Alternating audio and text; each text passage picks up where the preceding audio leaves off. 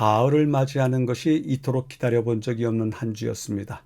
그러나 새로운 계절에 대한 감흥을 느끼기보다는 늦은 태풍으로 인한 상처들과 늦더위로 인해 지쳐가는 것을 우선은 서로 위로하고 격려하며 힘을 북돋아주는 일이 필요합니다.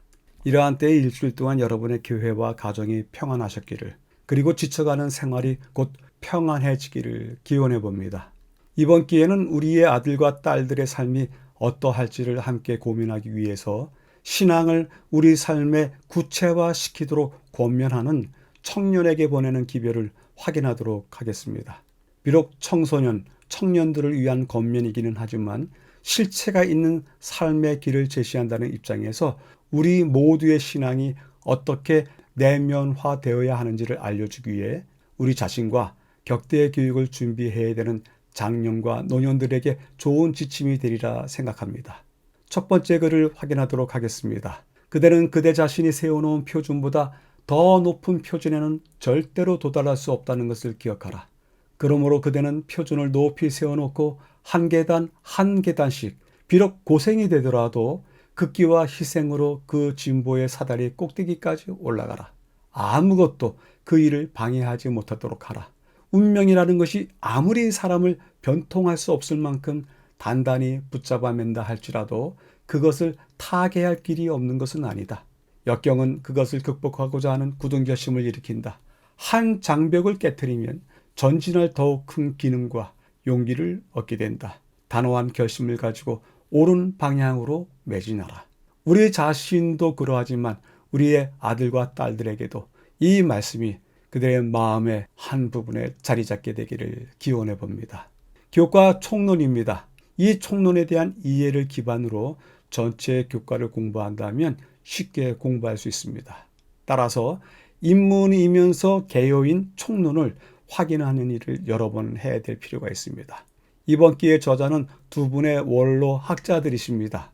에드워드 진키, 토마스 셰퍼드 두 분 학자께서 한기 교과를 준비해 주셨습니다. 부분별로 확인해 보겠습니다. 첫 번째, 두 번째 문단에서는 페르시아 양탄자 이야기를 하는데요.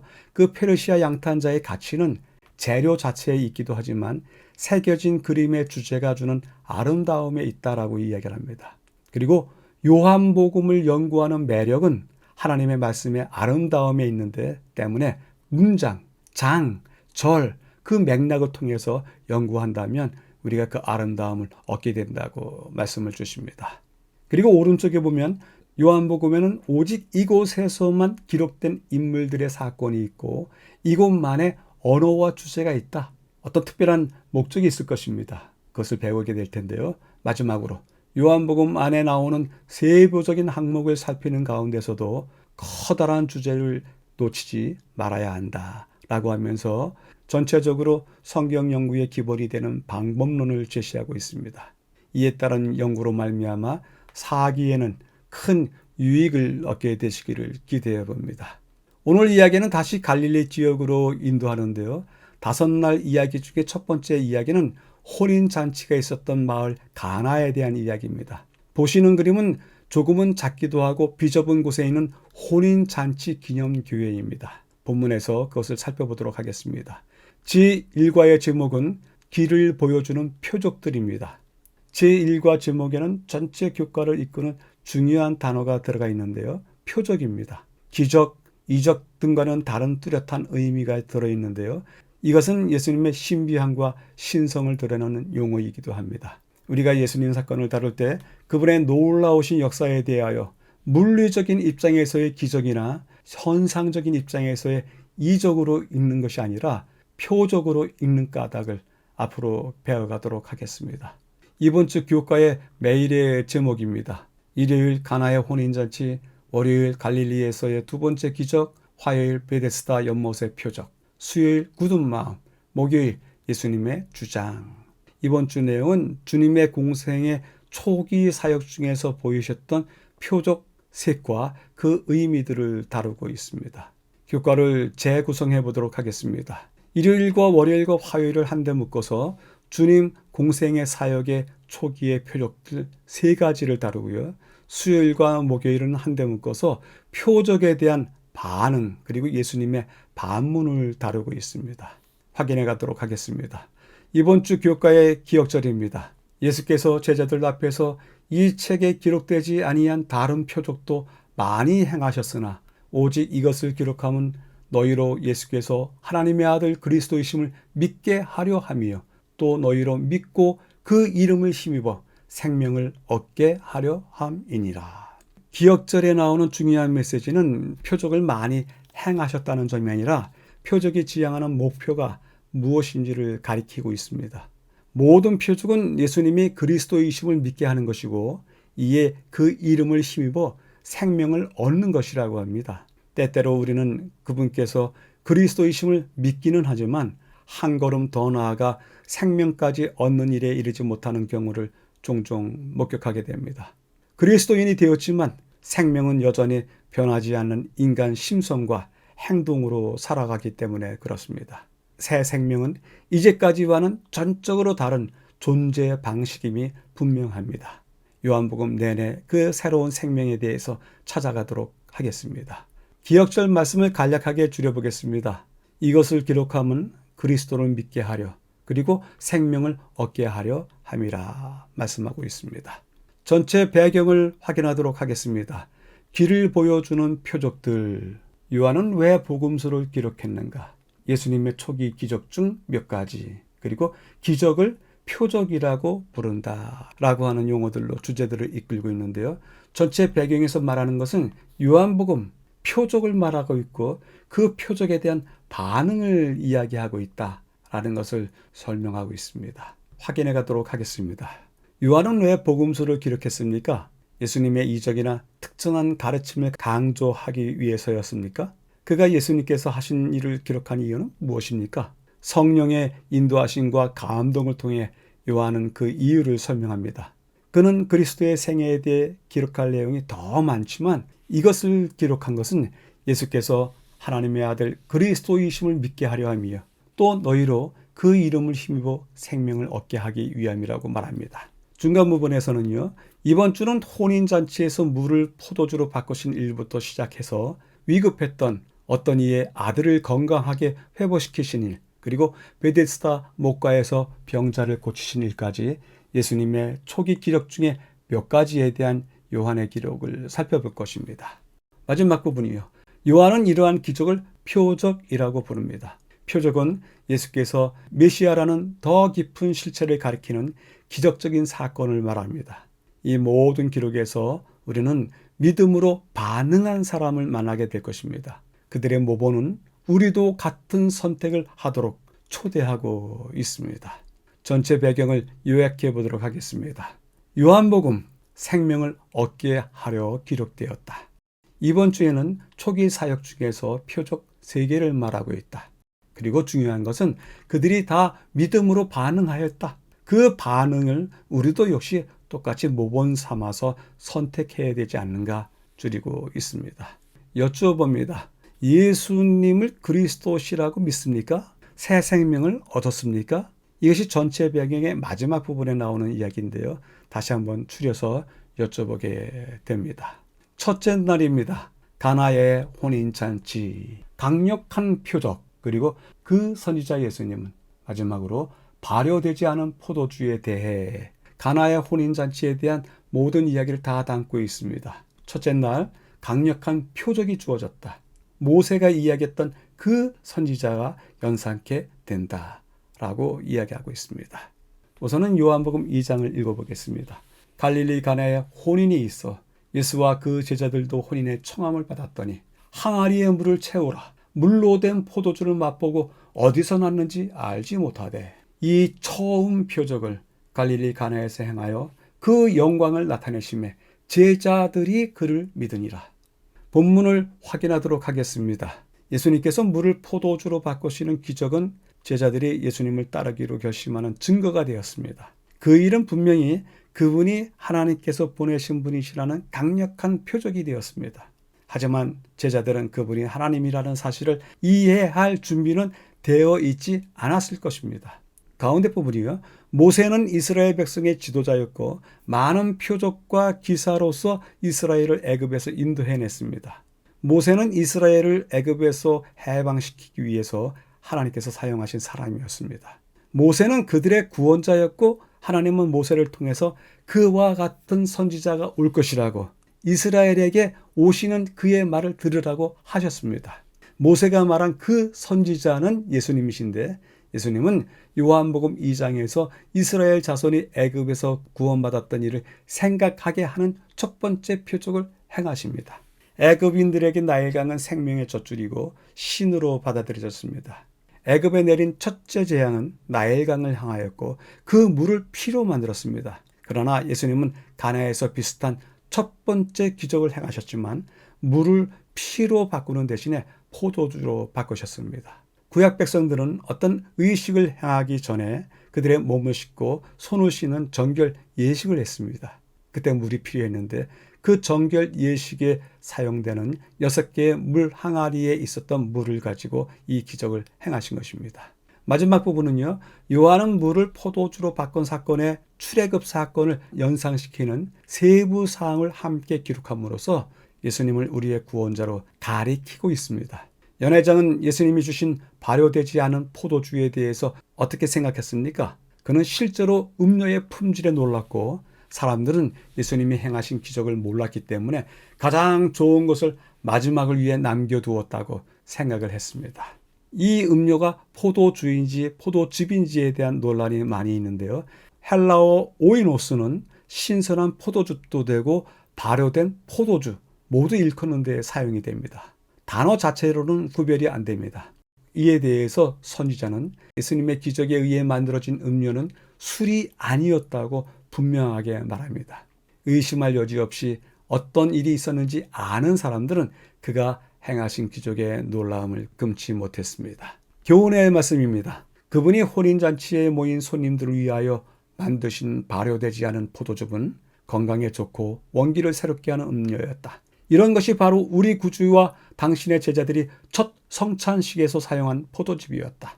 이것이 성찬식에서 구주의 피의 상징으로 항상 사용되어야 할 포도즙이다. 이 거룩한 성례전은 심령을 새롭게 하고 생명을 주기 위하여 제정되었다. 죄악을 조장할 수 있는 것은 아무것도 여기에 관련되어서는 안 된다. 라고 말씀하시면서 포도즙에 대한 이야기를 확고하게 정리하고 있습니다. 첫째 날을 요약해 보도록 하겠습니다. 모세의 표적과 기사가 오늘 예수님을 통해서 재현되고 있습니다. 그 기적을 통해서 모세가 이야기했던 그 선지자가 주님이시라는 것이 드러나고 그 첫 번째 공식적으로 나타내 보이십니다. 이에 제자들이 믿고 사람들은 놀라게 되었습니다. 여쭤보게 됩니다. 주님을 믿은 첫 때, 그 초기 때 내가 경험한 표적은 무엇이 있었는지요? 어떤 표적이 내 마음을 흔들었고 어떤 표적이 나로 하여금 주님의 제자가 되게 했는지 여쭤보게 됩니다. 첫날을 보충해 보겠습니다. 갈릴리가 보이고요. 대표적인 두 도시 가버나움과 나사렛이 보입니다. 그리고 그 중간 지대에 가나가 있습니다. 따라서 갈릴리에서 나사렛으로 가기 위해서는 가나를 지나게 되는데요. 조그마하게 자리 잡았습니다. 이 조그만 마을에 있는 기념교회 역시 작고 좁고 실내도 마찬가지로 작고 좁습니다. 예수님께서 혼인잔치에 참여하셨던 것을 연상시키는 만큼 기념교회에서는 실제 결혼식은 물론 중년 부부들이 결혼 생활을 새롭게 하기 위한 결혼 기념 축제도 이곳에서 벌입니다. 건물 내부에 공개된 지하 공간을 발 아래를 통해서 내려다보면 고대 유적이 있는데요. 물 항아리들이 여전히 놓여 있습니다. 그리고 발견된 물 항아리들을 전시해 놓은 특별한 전시실도 있습니다. 지하 통로에는 가까이서 볼 수 있는 두터운 돌 항아리도 볼 수 있습니다. 한 가지 덧붙여 말씀드릴 것은 지난 3기와 더불어 이번 4기에도 예수님의 행적을 따라다니면서 성경의 땅을 보여드릴 텐데요. 이에 대해서 몇몇 분이 여쭤보기 때문에 말씀을 드립니다.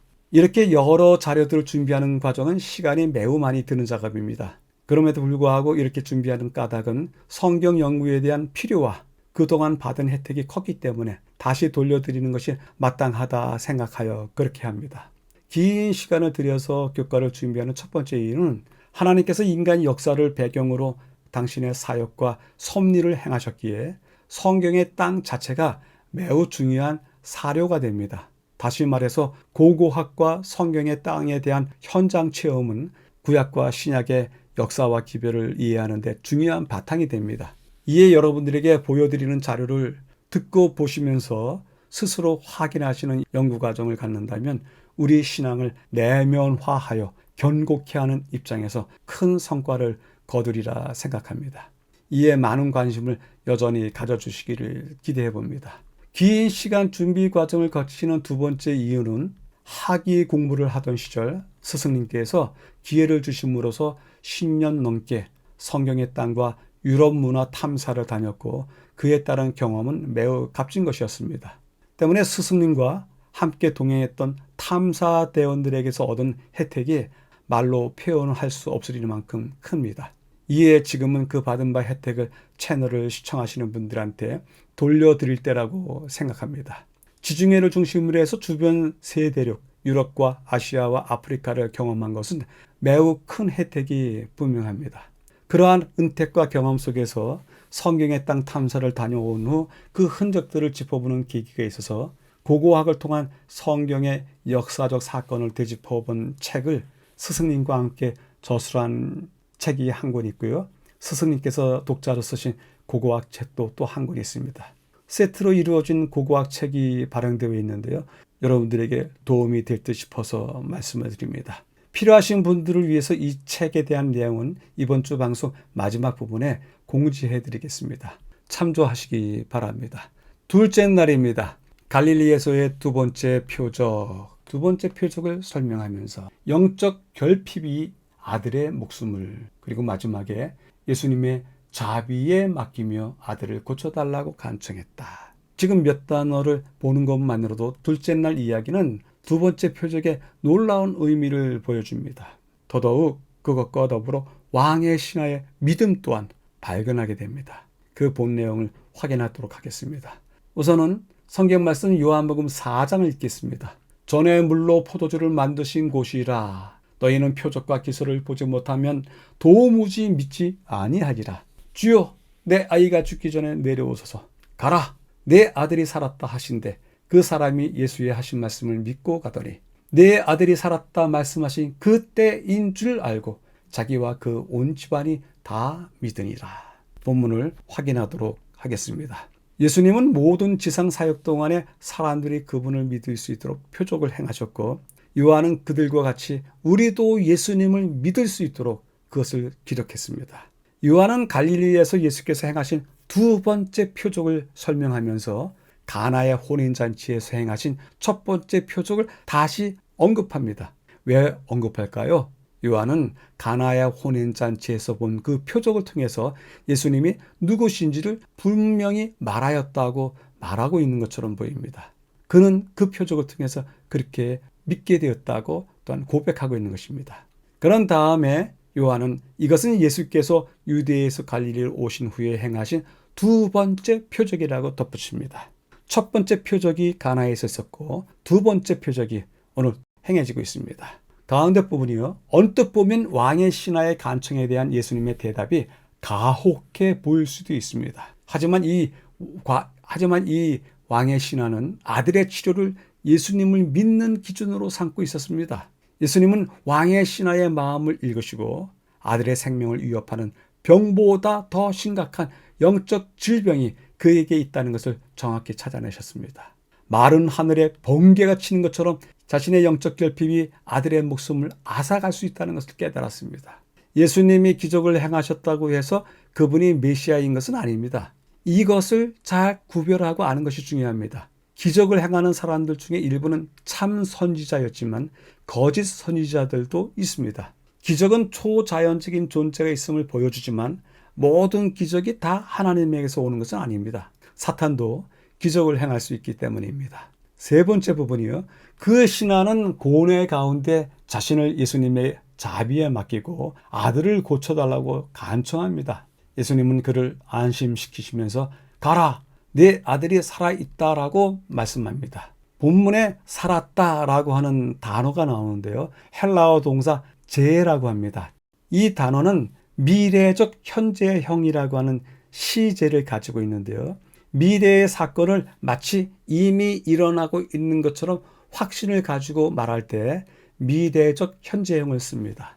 신하는 예수님을 신뢰하고 서두르지 않고 여유 있게 다음날 집으로 돌아왔고, 예수님께서 말씀하셨던 바로 그 순간에 아들에게서 열병이 사라졌음을 확인했습니다. 그리하여 온 집안이 믿게 되었습니다. 이는 예수님을 믿어야 하는 이유로서 강력한 증거가 되는 사건이었습니다. 영감의 교훈입니다. 그는 자기의 의심이 아들의 생명을 희생시킬지도 모른다는 것을 깨달았다. 그는 괴로워하는 탄원으로 주여 내 아이가 죽기 전에 내려오소서라고 부르짖었다. 그는 야곱처럼 승리하였다. 구주께서는 자기에게 매달려서 힘이 필요한 것을 간청하는 영혼을 물리치실 수 없었다. 예수께서 말씀하셨다. 가라, 내 아들이 살았다. 그 신하는 전에 결코 맛보지 못했던 평화와 기쁨을 가지고 구주가 계신 곳을 떠났다. 둘째 날을 요약해 보도록 하겠습니다. 첫 번째 표적을 통해서 그리스도이신 것을 확인하게 되었다. 이제는 계속되는 기적에 대해서 근원을 선별해야 된다. 그리고 지금 둘째 날의 왕의 신하처럼 절대적인 신뢰가 기적과 더불어 우리의 운명을 바꾸게 될 것이다. 요약할 수 있습니다. 이 둘째 날 이야기에서 매우 중요한 왕의 신하의 믿음이 보이는데요. 예수님께서 말씀하신 다음에 곧바로 집으로 달려가지 않고 다음 날 가게 됩니다. 예수님의 말씀을 확인하고 확증하고 싶었던 마음이 있었을 텐데요. 그리하지 않았던 것처럼 여쭤봅니다. 확인하지도 않은 채 하나님의 허락을 신뢰할 수 있을까? 예수님께서 말씀하셨으니 그대로 될 거야. 아주 평안하게 그것을 받아들일 수 있을까? 여쭤보게 됩니다. 이제는 셋째 날입니다. 베데스다 연못의 표적. 나음을 얻었다고 믿었다. 참으로 놀라운 분이란, 그리고 굳게 붙잡는다 라고 하는 단어들이 보이는데요. 셋째 날 이야기 속에서는 예수님과 환자 사이에 주고받는 이야기를 통해서 교훈을 얻을 수 있는데요. 셋째 날 속에 나오는 중요한 이야기들은 넣어줄 리가 없습니다. 낫고자 하느냐? 가라. 이런 단어들이 보입니다. 매우 흥미로운 단어들인데요. 확인해 가도록 하겠습니다. 우선은 요한복음 5장을 읽어보겠습니다. 베데스다라 하는 못, 많은 병자, 소경, 절뚝발이, 혈기 마른 자들이 누워 물을 동하게 하는데 동한 후에 먼저 들어가는 자는 어떤 병에 걸렸든지 낫게 됨이러라. 거기 38년 된 병자가 있더라. 내가 낫고자 하느냐? 일어나 네 자리를 들고 걸어가라 하시니. 본문을 확인하도록 하겠습니다. 요한이 기록한 다음 표적은 베데스다 못에서 일어났습니다. 사람들은 천사가 물을 움직이게 한 후 가장 먼저 물에 들어가면 어떤 병자든지 나음을 얻는다고 믿었습니다. 그 결과 물이 동할 때 제일 먼저 들어가서 병을 치료하기를 바라는 사람들로 연못 입구는 늘 북적였습니다. 예수님께서 예루살렘으로 오셔서 연못을 지나가실 때 그곳에서 기다리고 있던 군중을 보셨습니다. 얼마나 놀라운 광경입니까? 병으로 시달리고 있는 수많은 사람들이 치료를 기대하면서 결코 오지 않을 기회를 잡기 위해서 목가에서 하염없이 기다리고 있는 것입니다. 예수님은 그것을 지나칠 수가 없었습니다. 질병에서 오랫동안 시달리다 보면 아픈 것이 일상이 됩니다. 이상하게 생각할지 모르지만 질병의 고통에 익숙해지다 보면 그런 상황에서 회복될 수 있으리라고 믿지 못하게 되는 것도 또한 있습니다. 그러나 이 사람의 대답은 그가 치유를 원하고 있음을 보여줍니다. 문제는 자신의 다리를 만드신 분이 바로 눈앞에 서 있는데도 그가 엉뚱한 곳에서 방법을 찾고 있다는 것입니다. 치유를 받은 후에야 예수님이 참으로 놀라운 분이라는 것을 깨닫기 시작했겠지만 그 순간 그는 자신에게 말을 걸고 있는 분이 어떤 분인지는 또한 전혀 알지 못하고 있습니다. 이 환자에게 일어난 일에 대해서 긴 인용문이 있는데요. 확인해 보도록 하겠습니다.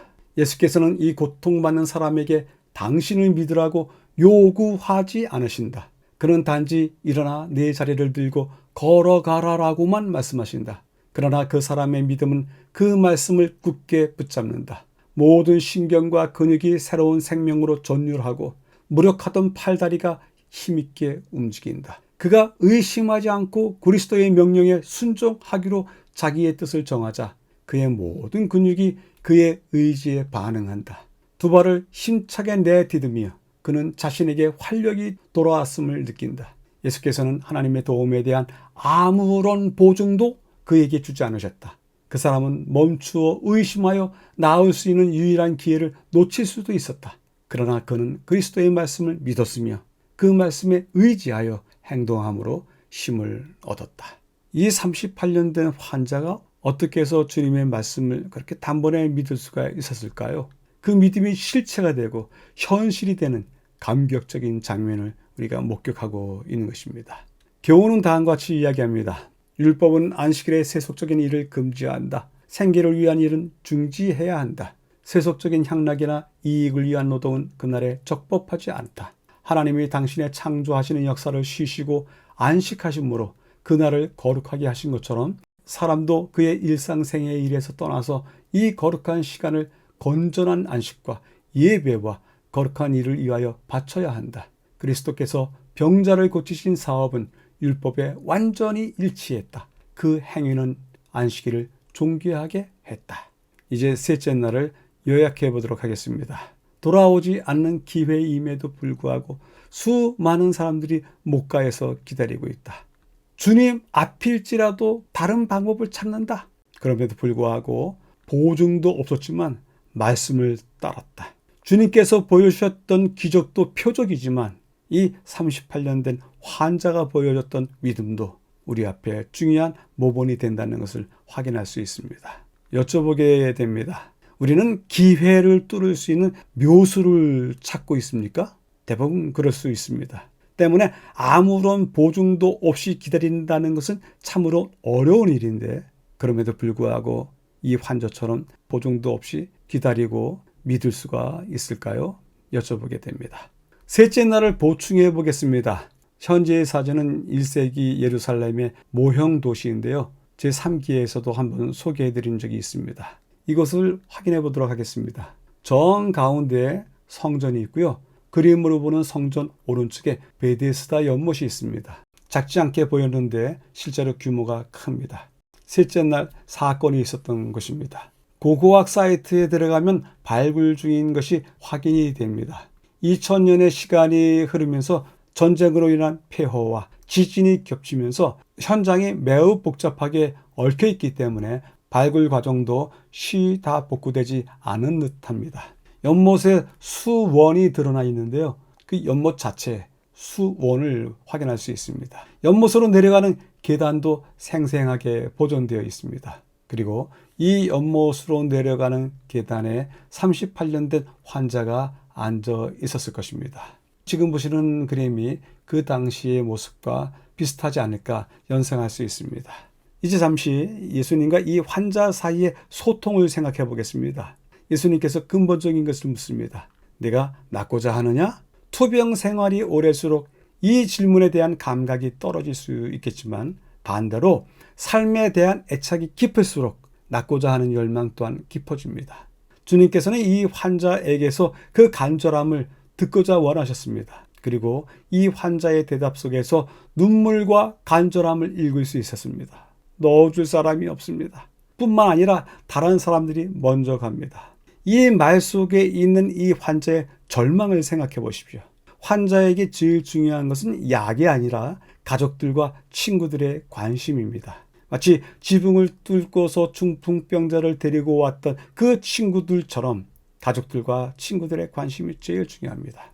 가족도 자기 삶이 있고 친구들도 자기 삶이 있기 때문에 그들을 전적으로 탓할 수는 없습니다. 그러나 건강한 사람보다 아픈 사람들은 더 빨리, 더 깊숙이 고독을 느끼고 절망을 느낍니다. 주님께서는 이 환자의 말 속에서 그 절망과 그 아픔을 찾으셨습니다. 그리고 예수님의 처방은 이제껏 어느 사람에게서도 듣지 못했던 것입니다. 일어나 들고 가라. 내 형편에 그러할지라도 일어나라. 그리고 절망의 자리를 들어 치워버려라. 그리고서는 다시 한번 희망을 갖고 걸어가 보자. 전혀 뜻하지 않은 처방입니다. 약이 문제가 아니고 진단도 문제가 아닙니다. 이제까지 자기 앞에 나왔던 수많은 사람들이 자기 병에 대해서 묻고 그 아픔에 대해서 동의하고 동정을 표하고 왔지만 이런 방식으로 그에게 다가선 사람은 이전에 없었습니다. 제일 먼저 가져야 할 것은 지금의 자리, 그 형편에서 일어나는 것입니다. 혹 우리 중에서 어떤 분들이 절망하고 있고 깊은 체념 속에 있다고 하면 그 형편에서 일어나십시오. 마음을 정하십시오. 일어나고자 하십시오.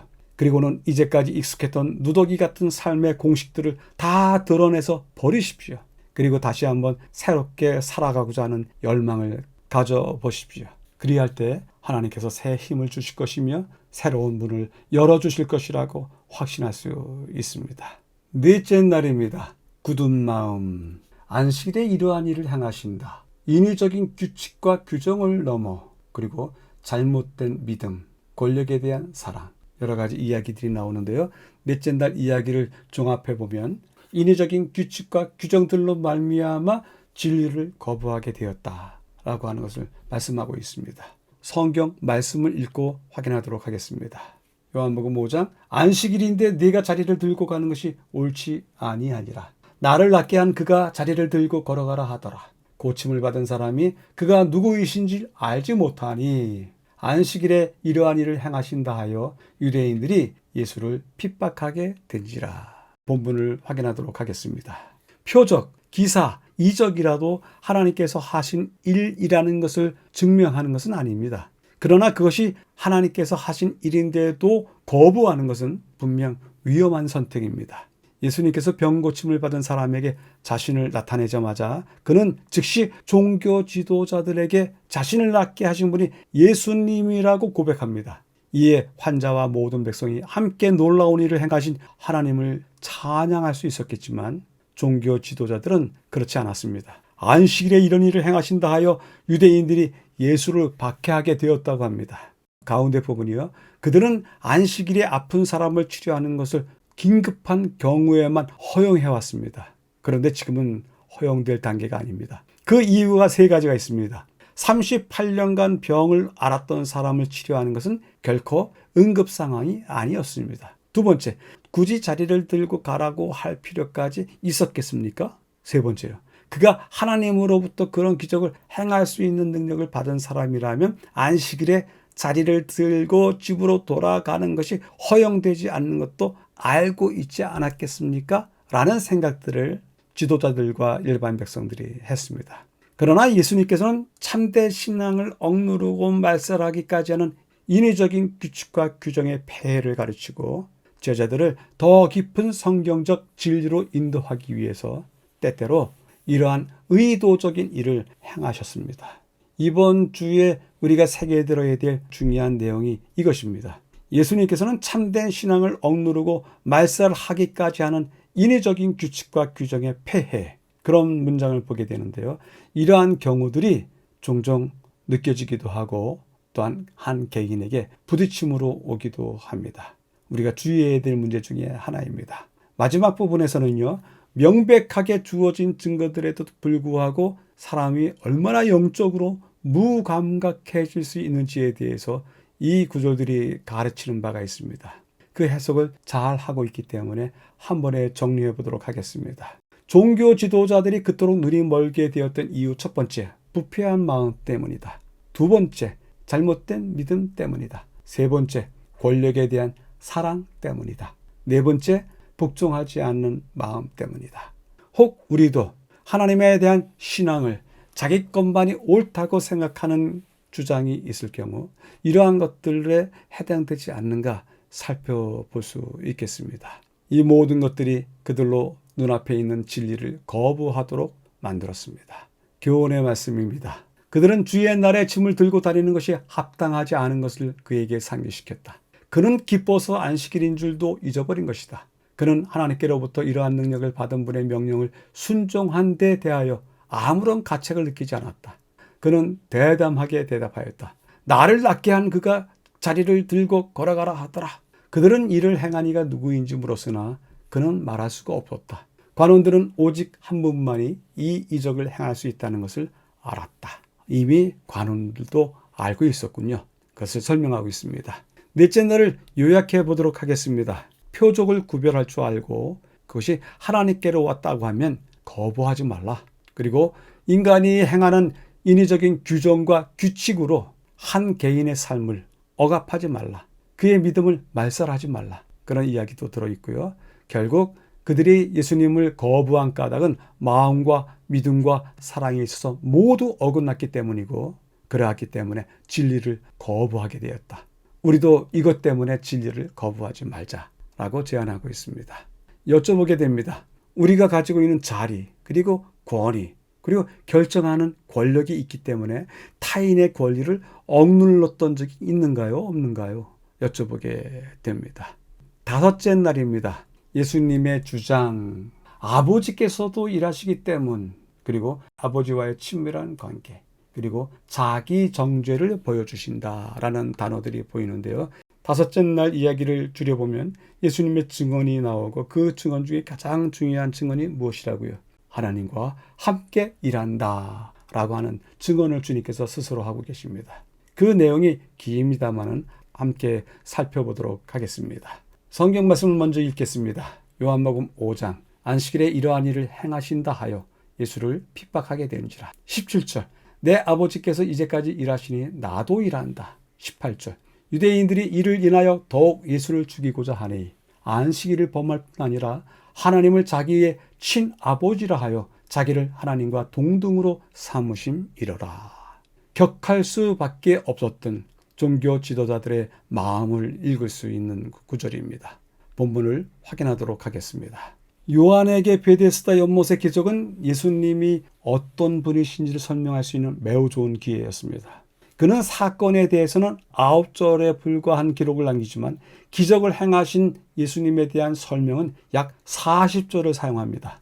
요한복음 5장 18절은 예수님께서 안식일을 어기셨다고 말하는 것처럼 보일 수 있기 때문에 혼란스러울 수 있습니다. 그러나 요한복음 5장 16절서부터 18절까지를 자세히 읽어보면 예수님께서 안식일에 일하시는 것은 아버지께서 일하시기 때문에 그렇다고 주장하십니다. 실제로 하나님께서는 안식일에도 일하십니다. 안식일에도 세계를 주관하시는데 복을 주시고 거룩하게 하시고 쉼이 있도록 하십니다. 그 일을 멈추지 않으시는 것입니다.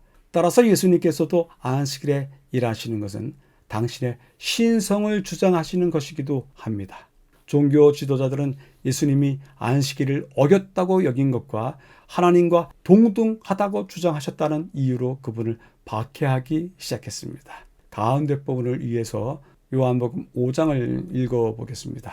5장 20절, 아버지께서 아들을 사랑하사 자기의 행하시는 것을 다 아들에게 보이시고 또 그보다 더 큰 일을 보이사 너희로 기히 여기게 하시리라. 32절 33절, 나를 위하여 증거하시는 이가 따로 있으니 너희가 요한에게 사람을 보내며 요한이 진리에 대하여 증거하였느니라. 45절 46절, 너희를 고소하는 이가 있으니 곧 너희의 바라는 자 모세니라. 모세를 믿었다면 또 나를 믿었으리니 이는 그가 내게 대하여 기록하였습니다. 세 가지 성경 구절로 반론을 펴시는데요. 이 세 가지가 잘 정리되어 있기 때문에 중간 부분과 마지막 부분을 합쳐서 살펴보도록 하겠습니다. 첫째는 당신과 아버지의 친밀한 관계를 설명하십니다. 예수님은 당신과 아버지가 함께 일하고 자신에게 죽은 자를 심판하고 살리는 권능도 있다고 말씀하십니다. 둘째는 예수님은 당신의 주장을 더 분명하게 증명하기 위해서 침례 요한, 그리고 당신이 행하신 기적, 아버지, 성경, 이 네 증인을 내세우십니다. 이 증인들은 모두 예수님을 옹호하고 증언하고 있습니다. 마지막으로 요한복음 5장 40절 47절에서 예수님은 당신이 하시는 일과 그들이 자신을 위해 하는 일을 대조하시면서 당신을 고발하는 사람들에게 스스로가 자신들을 정죄하고 있다고 이야기하십니다. 그리고 예수님은 그들이 바라는 자 모세가 그들을 정죄할 것이라고도 말씀하십니다. 결국 그들이 자기 정죄하는 길을 택한 결과를 최종적으로 선언하신 것입니다. 40절, 너희가 영생을 얻기 위하여 내게 오기를 원하지 아니하는도다. 41절, 나는 사람에게 영광을 취하지 아니하노라. 42절, 다만 하나님을 사랑하는 것이 너희 속에 없음을 알아노라. 최종적인 선언이 맞습니다. 교훈의 말씀입니다. 랍비들의 연설에는 흥미를 느끼지 못하던 무리들이 예수의 가르침에는 마음이 끌렸다. 그들의 마음은 따뜻해지고 안위를 받았다. 예수는 하나님이 복수하는 재판장이 아니요 온유하신 아버지라고 말씀하며 자기 안에 반영된 하나님의 형상을 드러내셨다. 예수의 말씀은 상한 심령의 향기와 같았다. 예수님은 말씀과 자비로운 행위로서 낡은 유정과 사람이 만든 계명의 가혹한 권세를 깨트리고 하나님의 사랑을 다함 없는 충만함으로 제시하셨다. 다섯째 날을 요약해 보도록 하겠습니다. 하나님의 일 하시니 예수님도 그 일을 하신다 이야기하고요. 하나님과 예수님께서 함께 일하신다. 하나님이 일을 하시니 예수님도 일을 하시지만 사실 하나님과 예수님이 함께 일하신다. 그리고 마지막으로 주는 기별이 중요한데요. 스스로 정죄하고 있는 백성들과 지도자들을 보십시오. 성경 말씀 그리고 모세도 그 일에 대해서 너희가 스스로 정죄를 받는다고 이야기하고 있습니다. 때문에 여쭤보게 됩니다. 우리가 어떻게 반응해야 됩니까? 우리가 어떻게 함으로써 스스로 정죄에 빠지고 있습니까? 이번 주 교과 공부의 중요한 초점 중에 하나는 우리는 어떻게 반응할지에 대해서 물어봤던 것이 전체 배경에서 있습니다. 그래서 여러분들에게 여쭤봅니다. 제1과를 정리하면서 짧게 줄여본다면 저자 두 분은 요한복음 전체를 이해하는 기본 단어로서 표적이라는 말을 통해서 이야기를 전개해 갑니다. 그리고 이 표적은 예수님을 그리스도이시라 하나님의 아들이시라라고 하는 복음의 진수로서 전해지고 있습니다. 그러하니 표적을 대하는 사람의 반응이 매우 중요한 것입니다. 그리고 이것을 요한복음 1장에는 다음과 같이 설명합니다. 요한복음 1장 10절서부터 12절까지 그가 세상에 계셨으며 세상은 그로 말미암아 지은 바 되었으되 세상이 그를 알지 못하였고 11절 자기 땅에 오매 자기 백성이 영접지 아니하였으나 12절 영접하는 자 곧 그를 믿는 자에게는 그런 말씀이 나와 있습니다. 결국 표적 이야기를 들으면서 우리가 끊임없이 내가 영접하던가 영접하지 않던가 그 백성들처럼 영접하지 아니하는 경우를 여전히 행하고 있는지 아니면 영접하여 하나님의 백성이 되는 경험을 하고 있는지 물어보게 됩니다. 모쪼록 우리 모두가 그 이름을 믿는 자에게는 하나님의 자녀가 되는 권세를 주셨다고 하시니 이 말씀대로 그 권세를 얻게 되시기를 바라봅니다. 영상 초반에 고고학으로 알아보는 성경의 땅에 관한 책을 소개해 드렸는데요. 다음과 같은 두 책입니다. 소리 지르는 돌들, 고고학의 사부로 파낸 성경의 역사. 성경의 땅을 탐사하는 그 과정에 대한 여행책은 아니고요. 전문적인 고고학과 관련되어 있는 책인데요. 이것을 읽는 것만으로도 성경의 땅 탐사하는 것과 같은 경험을 할 수가 있습니다. 비록 현장에 있지 않더라도 책을 통해서도 확인할 수 있다는 것을 알려드리고요. 성경 공부하면서 자연스럽게 성경에 대한 기본 지식을 얻을 수 있는 책이 있어서 더더욱 설명드리는데요. 오실자의 표상, 그리고 모세 오경, 오경 개론이라고 하는 책도 있습니다. 혹 앞에와 지금 소개해드리는 책들 중에서 필요하신 분이 계시다면 밑에 있는 이메일 주소에 여러분들의 신상과 전화번호를 넣어주시면 전화드리도록 하겠습니다. 더 깊은 연구를 위해서 두 곳을 확인하겠습니다. 예수께서는 그대에게 건강과 평안 가운데서 일어서라고 명하신다. 그대가 완쾌됐다고 느껴질 때까지 기다리지 마라. 그분의 말씀을 믿어라. 그리하면 그 말씀이 이루어질 것이다. 그대의 의지를 그리스도의 편에 두라. 그를 섬기고자 뜻을 세우고 그 말씀에 의지하여 행동할 때에 그대는 힘을 얻을 것이다. 오랜 방종을 통하여 영육을 속박한 악한 행습과 강력한 정욕일지라도 그리스도께서는 능히 거기에서 구출하실 수 있으며 또한 그렇게 하시기를 원하신다. 두 번째 부분입니다. 예수께서는 하나님을 모독하였다는 비난을 반박하셨다. 예수께서는 너희가 나를 비난하고 있는 그 사업을 내가 행할 수 있는 권위는 곧 내가 하나님의 아들이요 본질과 의지와 목적에 있어서 하나님과 하나이기 때문이라고 하셨다. 매우 확고할 뿐 아니라 우리의 마음을 든든케 하는 권면입니다. 이제는 자신에게 물어보기입니다. 우리는 표적을 구하는 자들인가? 혹 표적을 구한다고 하면 나에게 가장 놀라운 표적은 무엇이었던가 여쭤보게 됩니다. 오늘의 교과를 세 줄로 요약해 보겠습니다. 표적, 예수님의 신성을 나타낸다. 표적의 사람들, 그들은 절대 신뢰하는 모습을 보였다. 그리하여 나음을 받았다. 표적, 너희는 어떻게 반응할 것인가? 라고 우리에게 묻고 있다. 본 학계의 교육과 연구에 참여해 주신 여러분들께 감사드립니다. 다음 주에 다시 뵙겠습니다. 감사합니다.